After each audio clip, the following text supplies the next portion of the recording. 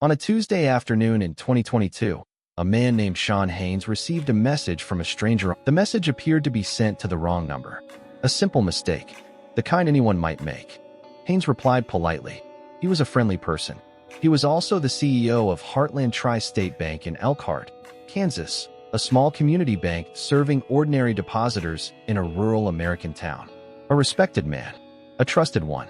Over the following weeks, the stranger became a friend, then an investment advisor, then the person through whom Sean Haynes would transfer, in increments, $47 million of his customers' money into a cryptocurrency platform that did not exist. By the time the fraud was discovered, the bank had failed. Haynes was sentenced to 24 years in federal prison. He was also a victim. Before we explain what happened to Sean Haynes, and why the answer is more complicated than it first appears, there is one number from this investigation we want you to hold in mind. We are not going to give it to you yet, but we will come back to it. And when we do, it will reframe everything you thought you understood about what this crime actually is. This is the story of Sha Zhu Pan, a Chinese phrase that translates, in English, to pig butchering. It is the name given to a global criminal industry that generated an estimated $35 billion in 2025 alone. An industry built not on violence, not on hacking, not on system vulnerabilities, but on human loneliness. We spoke with researchers, law enforcement officials, and victim advocates for this investigation. We also reached out to the FBI, the U.S. Department of Justice, the Cambodian government, and the financial intelligence firm Chainalysis. Where their responses are included, we say so. Where they did not respond, we say that too. As always, sources are in the description. To understand how this works, you have to understand what it actually is, because the name is deliberately misleading. This is not a scam in the traditional sense. There is no Nigerian prince. There is no urgent wire transfer. There is no pressure. There is, instead, a relationship. It begins with a message, on a dating app, on LinkedIn, on WhatsApp. Sometimes it arrives as a text sent to the wrong number, a technique that has become so common law enforcement has given it its own category. The contact is friendly, sometimes romantic, occasionally professional. There is no immediate ask. According to the FBI, the average pig butchering contact maintains communication with a victim for weeks or months before any mention of money.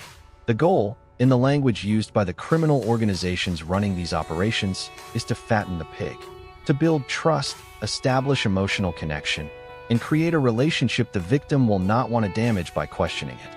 When the investment opportunity is eventually introduced, it feels like a gift, a friend sharing something valuable, not a pitch, not a solicitation. The platform's victims are directed to are sophisticated. They display real-time charts. They show account balances that grow. They allow early withdrawals, small ones, to build confidence. According to Chainalysis's 2026 crypto crime report, cryptocurrency fraud totaled approximately $35 billion in 2025, with pig butchering scams accounting for a significant and growing share.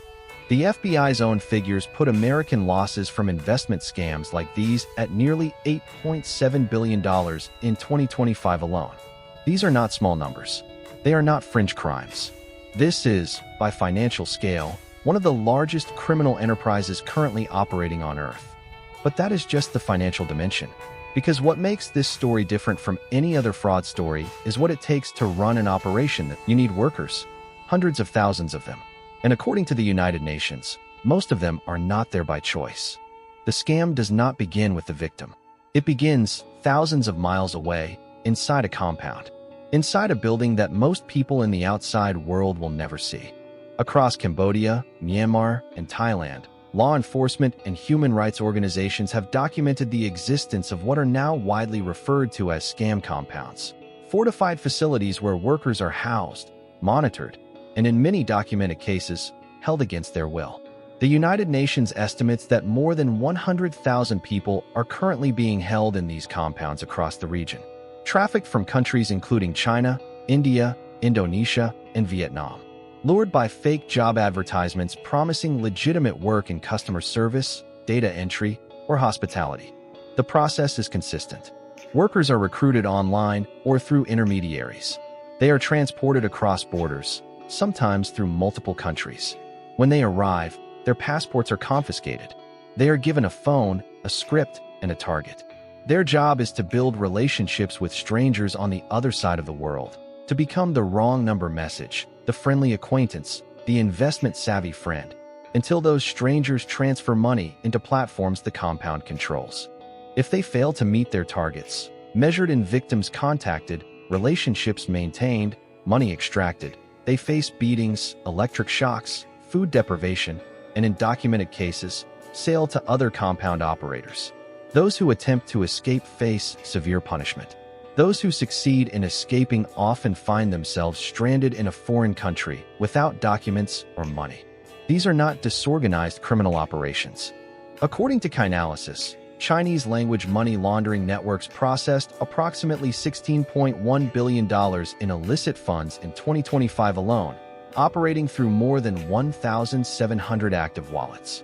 One entity, a Cambodia-based financial conglomerate called Huiyuan Group, processed over $98 billion in total cryptocurrency inflows over 4.5 years, laundering at least $4 billion in illicit proceeds, including $37 million from North Korean state. In October 2025, the U.S. Treasury's Financial Crimes Enforcement Network identified Huiyuan as a primary money laundering concern and severed it from the U.S. financial system under Section 311 of the USA Patriot Act. But Huiyuan's vendors simply migrated to other platforms. Chainalysis documented this migration in real time. The platforms are interchangeable. The financial infrastructure rebuilds within weeks. The workers are not interchangeable. They remain. In October 2025, the U.S. Department of Justice indicted the Prince Group of Cambodia and its founder, Chen Ji, on wire fraud and money laundering charges. The indictment traced 127,000 Bitcoin, worth approximately $15 billion, through professional money houses connected to his operation. That Bitcoin had been sitting, largely dormant, in 25 unhosted wallets since December 2020. Cambodian police arrested Chen Ji on January 6, 2026. Before the United States could pursue extradition, he was transferred to Beijing. Chinese authorities have not indicated any intention to make him available to American prosecutors. We asked the Cambodian government for comment. They did not respond. As of the time of reporting, Foreign Policy estimates that more than 250 scam compounds continue to operate across Cambodia alone, staffed by what the UN estimates to be more than 100,000 trafficked workers.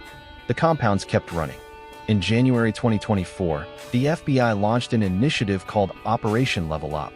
Rather than waiting for victims to come forward, FBI and Secret Service agents began proactively identifying people who were currently inside pig butchering scams, still transferring money, still believing in a relationship that did not exist, and contacting them directly to tell them what was happening. As of March 2026, Operation Level Up had notified 8,935 victims of cryptocurrency investment fraud. 77% of them were unaware they were being scammed at the time of contact. The operation is estimated to have saved approximately $562 million from being transferred. That number is the one that appears in most coverage of this initiative. Here is the number that almost never does. 93 victims contacted through Operation Level Up were referred to an FBI victim specialist for suicide intervention. We asked the FBI to comment on this figure. They confirmed it. 93 people, in the course of a single law enforcement operation, referred for suicide intervention because the discovery that the relationship they believed in was not real, that the person they trusted did not exist, constituted a psychological crisis severe enough that investigators feared for their lives. This is the dimension of this crime that financial reporting almost never captures. The losses are not just monetary. They are relational. For many victims, pig butchering scams do not steal money. They steal a person, a connection that felt real, felt meaningful, sometimes felt like love, and then, in the moment of discovery, is revealed to have been an industrial psychological operation run by someone sitting in a fortified compound in Southeast Asia. Someone who was possibly also a victim. Someone who was given a script and a target and told to perform a relationship under threat of violence. This is what makes the human cost of this crime almost impossible to fully account for. There are victims on both ends of the phone. One man in North Carolina lost $700,000. He came forward after finding his name in a federal court document. He said he was embarrassed, but he wanted others to recognize the signs before it happened to them. He told investigators the person he had been speaking with online felt, for months, like a genuine friend. Someone who remembered details. Someone who asked about his family. Someone who never existed. And then there is Shawn Haines, the Kansas Bank CEO who received a wrong number message in 2022, who told investigators he believed he was recovering his own funds, that he himself had already been victimized by a pig butchering scam, and that continuing to transfer money was the only way to reclaim what he had lost. He believed it long enough, and completely enough, that he transferred $47 million of his depositors' money into a platform built to receive it. The bank failed. He was sentenced to 24 years. He has not recovered any of his original losses. We asked for comment from the platform to which he transferred the funds. It no longer exists. In October 2023, 12% of Americans using dating apps reported exposure to this type of fraud, up from 5% in 2018.